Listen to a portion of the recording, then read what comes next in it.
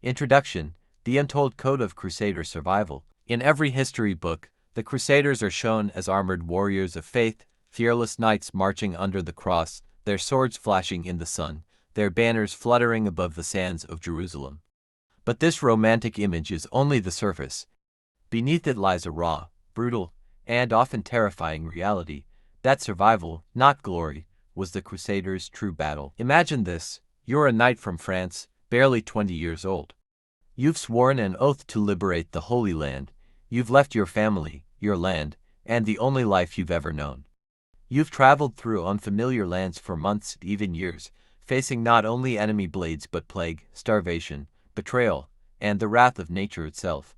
The sun scorches your armor by day. The cold bites into your flesh by night. Food runs out. Water is a memory. Brothers in arms die beside you, not in glorious battle, but in silence from infection, despair, or poisoned wells. And yet you march on. How did thousands of knights, pilgrims, and commoners manage to survive in such merciless conditions? What kept them going when everything seemed lost, when hope turned to hunger, and zeal turned into ritualized desperation? This was no simple military campaign. The Crusades were a total survival test, physical, mental, and spiritual. Crusaders had to develop an entirely new way of life far from the comforts of Europe. They became masters of adaptation. They combined ancient Roman techniques, mystical, religious rites, local knowledge, and sheer brutality into an evolving code of survival. Prepare to enter a world where the sacred and the savage coexisted, where divine purpose clashed with raw instinct, where survival meant praying to God, while sharpening your blade and counting your breadcrumbs, because in the Middle Ages, to survive the Crusades was not a miracle. It was a skill set. 1. The art of food preservation and rationing in Crusader camps. A knight may die by the sword, but he starves by the spoon. This old Crusader proverb captures the stark truth of medieval warfare. No battle was more enduring or more unforgiving than the silent war against hunger. When Pope Urban II called for the First Crusade in 1095, tens of thousands answered the call. But few of them realized that their greatest challenge would not be defeating the Saracens, but finding their next meal. The long journey across Europe and into the Holy Land would take months, sometimes years, and reliable food sources were almost non-existent. Armies could not forage forever. Supply chains broke down, cities refused entry. Famine, not arrows, often killed the most. Salt, the holy mineral of survival. Salt was the Crusaders' most valuable commodity after their weapons. It was not only used to flavor food, it was essential for preserving meat during the long, hot marches through arid lands. Knights would slaughter animals and rub the meat with thick layers of salt, pressing it into leather pouches or wooden barrels. These would be stored underground or in shaded wagons. Salted pork, lamb, or even horse meat became survival staples. Templar knights had designated salt stewards who managed stocks like a modern-day logistics officer. Losing salt meant losing food. Some even risked ambushes just to reach coastal towns or salt mines. Hardtack, the indestructible bread, known as bisque in Crusader camps. Hardtack was a kind of stone-hard biscuit made from just flour and water, baked over and over until all moisture was gone. These biscuits could last years without spoiling. Crusaders would soak them in wine, broth, or even spit to soften them. Some desperate soldiers used rocks or sword hilts to break them open. During famines, hardtack became a lifeline. Monks accompanying Crusader armies blessed these biscuits before marches, believing they carried divine endurance. Underground granaries and holy hiding. In cities like Antioch and Acre, the Crusaders built secret granaries under monasteries and churches. These underground vaults remained cool year-round and were often hidden behind altars or in crypts. Why under religious sites? Because no enemy would dare desecrate them, and no Crusader would dare steal from them. Food became sacred. Theft from a granary was punished not just with death, but with excommunication. Some granaries were protected with coded locks, taught only to a small circle of clerics and officers. The water crisis, inventing liquid lifelines. Water was far more dangerous than food. Wells were often poisoned by retreating enemies. Lakes could be disease-ridden. So Crusaders got creative. Camel bladders were dried and reused as water skins. Vinegar water posca was used to kill bacteria in suspect sources. Some Templar camps trained soldiers to dig for underground springs, a skill learned from Byzantine engineers. Knights' Hospital or organized oasis routes. setting up tiny safe zones every 50 to 70 kilometers. These stops provided minimal food, water, and first aid. Religious fasting as a survival tool. Many Crusader commanders used fasting, officially for spiritual reasons, unofficially to conserve supplies. Entire armies were ordered to fast on Fridays, not out of holiness but desperation. Sometimes, fasts were extended for weeks. The Church approved these under the concept of penance in pursuit of redemption. Meanwhile, rations quietly lasted longer. Monks kept food logs in coded Latin, disguising inventories as hymns or psalms. Example: Panis noster, dibus decem, carnis reliquii, tesio nocti, our bread lasts 10 days. The meat remains until the third night. Meal rituals and the power of routine. Mealtime in Crusader camps wasn't chaotic. It was ritualized. The Templars, especially, treated meals as spiritual events. All nights ate in silence. No food was wasted. No second servings. Rations were divided by rank and duty. Higher officers ate last, not first, to set an example. Anyone caught hoarding or stealing was punished harshly. Meal hours became the only consistent part of Crusader life, offering mental stability in a chaotic world. The dark secret: cannibalism at Mara. The siege of Mara in 1098 was one of the darkest moments of the First Crusade. After weeks of starvation, multiple sources, both Christian and Muslim, report that some Crusaders ate the bodies of the dead. This horror was later removed or softened by church historians, but remains a historical fact. It showed how survival could eclipse morality. Location and structure. Hospital or field hospitals were usually set up near command centers, often within fortified monasteries. These hospitals had stone floors easier to clean blood and waste, separated wards, and even designated spaces for the dying. Patient triage. They used a form of triage, admitting nobles first, followed by injured knights, and then lower-ranking soldiers. Infectious patients were isolated. Cleanliness.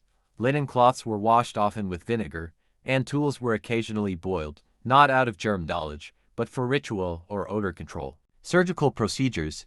Amputation, trepanation, and cauterization. The most common procedures included amputation due to infected or shattered limbs, usually performed with a bone saw. A stick or leather was given to bite, and assistants restrained the patient. Bleeding was stopped by cauterization, pressing a red-hot iron to the stump. Herbal coagulants, such as crushed yarrow or dried nettle powder. Trepanation, a dangerous practice involving drilling or scraping into the skull to release pressure or bad humors, usually used for head trauma after battle. Wound stitching, done using animal sinew, horsehair, or linen thread. Needles were thick and crude, and no numbing agent was used. Arrow extraction, special tongs and arrow spoons were developed to extract deep projectiles without widening the wound. Medicines and treatments, the apothecary approach. The Crusaders relied heavily on herbal remedies, many of which were adopted from Arab, Byzantine, and Jewish medical traditions. Common herbal applications. Willow bark contains salicylic acid, a natural painkiller similar to aspirin. Garlic and honey, used for their antibacterial properties. Honey was packed into wounds to prevent infection. Wine and vinegar, used for wound irrigation. Mandrake root, occasionally used as a sedative or mild anesthetic, though dangerous in high doses. Exotic additions. Crusaders brought home Eastern remedies, including opium extracts, myrrh and frankincense, used to calm or purify camphor and alumphora infections and skin diseases. Foreplague, infection, and isolation techniques. Diseases like dysentery, leprosy, and even early forms of plague swept through Crusader camps. Waste management. Latrines were dug outside the walls, and orders were issued not to defecate near sleeping quarters or wells. Quarantine. Some Crusader cities, for example Acre, developed primitive quarantine zones, especially during outbreaks.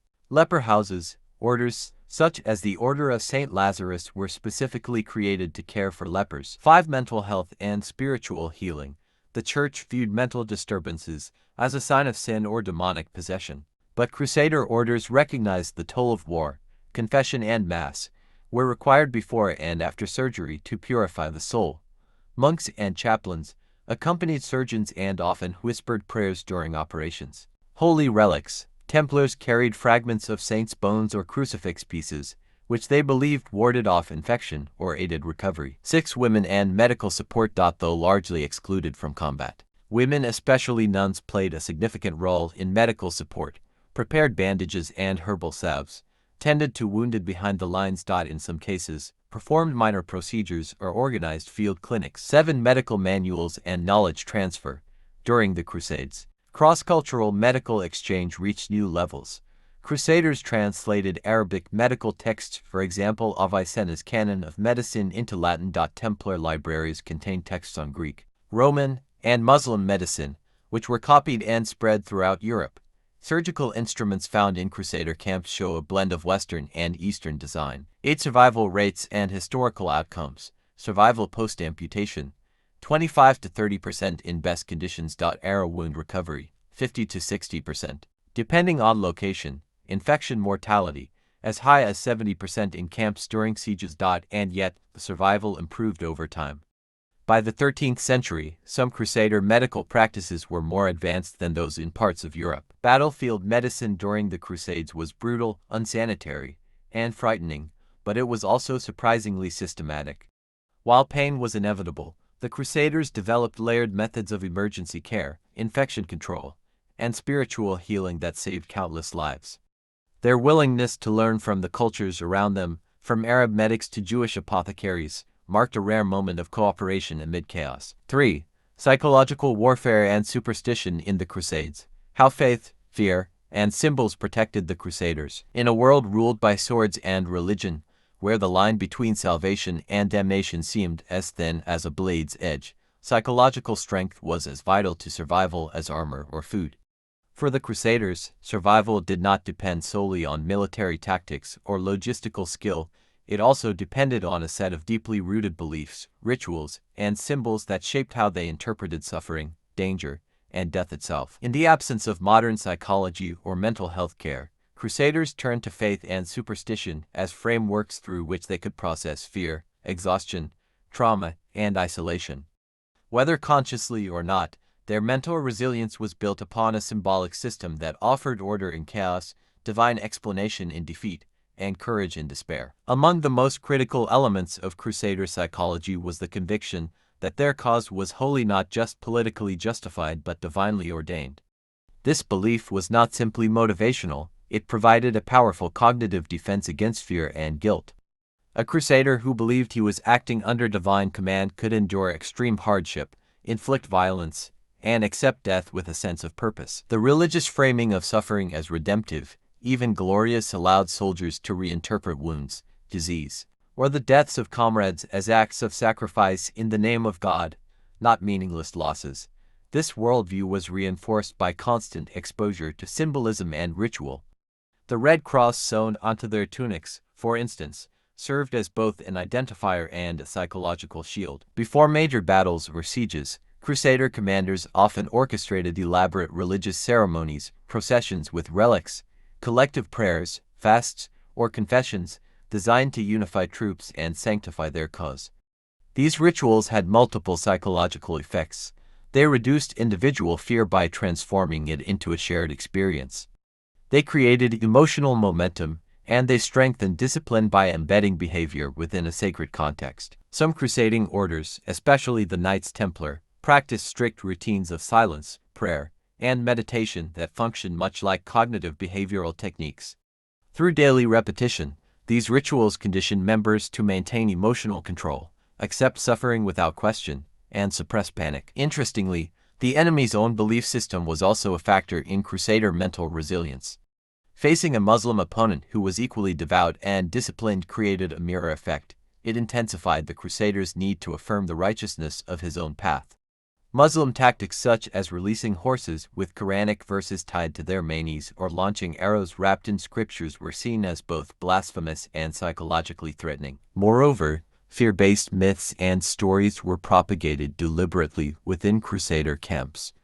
Tales of invincible Christian martyrs or angels aiding in battle circulated frequently, often invented or exaggerated after victories. These legends were tools to shape morale, especially among younger or less experienced troops. The belief that saints or archangels could intervene on the battlefield made the impossible seem achievable. Psychological tactics extended even to camp design and leadership structure. Commanders placed crosses at the center of camps, organized sleeping quarters by rank and spiritual readiness, and posted priests near latrines and hospitals. Every action, no matter how mundane, was touched by spiritual logic, and therefore took on psychological significance. A crusader didn't just eat or sleep, he prepared his soul, reinforcing his resilience through symbolic repetition. In the end, the crusader's psychological survival system was neither accidental nor primitive. It was a comprehensive framework of belief, ritual, symbol, and shared myth. It allowed men to endure starvation, face hopeless odds, bury friends, and still march forward. Even in defeat, they interpreted suffering as part of a divine plan, a form of mental alchemy that transformed despair into duty. Without this system, it's likely that many crusader armies would have dissolved from within, long before reaching their targets.